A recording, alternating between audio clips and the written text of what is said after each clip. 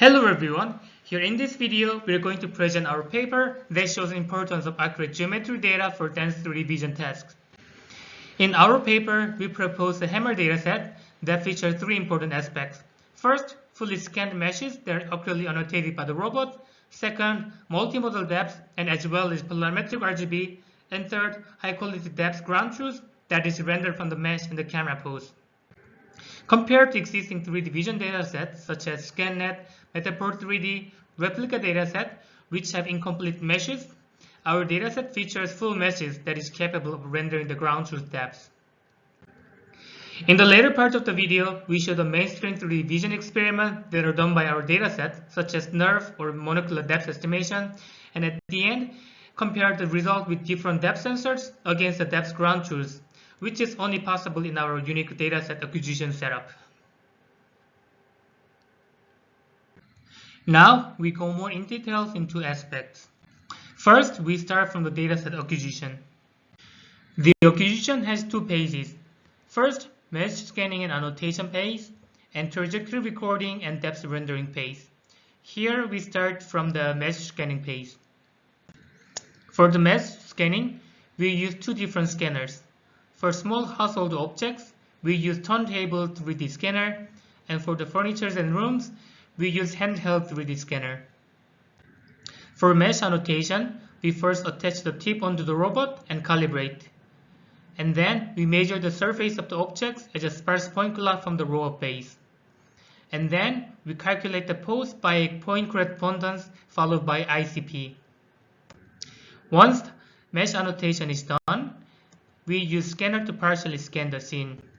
And then we fit the partial scanned meshes into the annotated meshes. And then we fit the background, furniture, and far distance object using the partial scanning. Once they're all fitted, we are now ready to move on to the trajectory recording. For the trajectory recording, we first have to attach the camera to the robot and then perform the hand-eye calibration, that is transformation matrix between the camera and the robotic end. To obtain the matrix, we first annotate the pose of the checkerboard with the tip, and then detect the checkerboard with the camera that we have all the transformation chain except for the hand-eye calibration matrix. Once everything is ready, we can simply multiply the chain of the transformation matrices to obtain the hand-eye calibration matrix.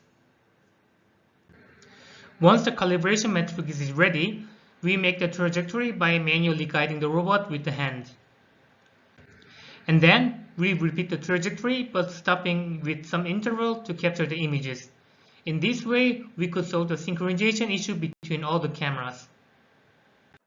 Once we capture the entire trajectory, we render the depth using the camera pose and the annotated meshes of the scene, which at the end we use it as a highly accurate ground truth depth for 3D vision tasks. Now we're going to show some 3D computer vision experiments that are done by our dataset. Experiments are done as follows.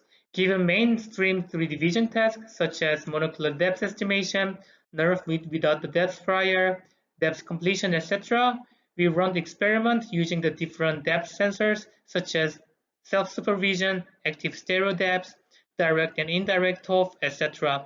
And then we compare the results with the absolute ground truth as well as the results that is trained with the absolute ground truth, such that we can highlight how the noise is sensor effects on the result. For monocular depth estimation, we trained the network architecture based on monodepth too, but trained with the different setups, such as self-supervision or supervision with different sensor depths as ground truth.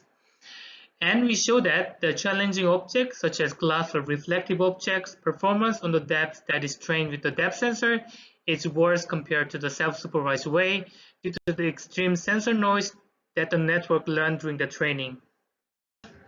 In NERV, we trained the two famous NERV pipeline with without the depth prior, and show that the NERV can be trained with different sensor depths even if they're noisy, but they often overfit on each sensor's artifact, so that at the end creates some issues on the RGB rendering as well, which often make the RGB rendering results worse than a vanilla NERV that doesn't use any depth prior.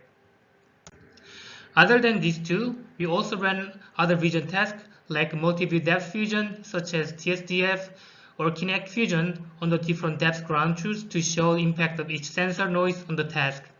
We also conducted RGB diffusion pipeline that improved the noise sensor depth using the RGB image on the top of the dash. Our dataset can be used in other applications that goes beyond the dense vision task. With the fully dense mesh and camera pose, one can annotate the robotic grasping on the scene. That can be used for the training the grasping network, such as monograsp.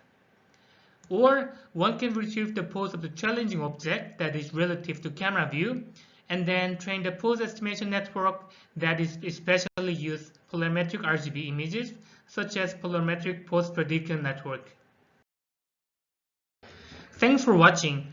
We are currently making a new generation of a highly accurate dataset for 3D vision tasks, such as depth estimation, 6D pose estimation, or NERF, as well as making applications that focus on the challenging tasks.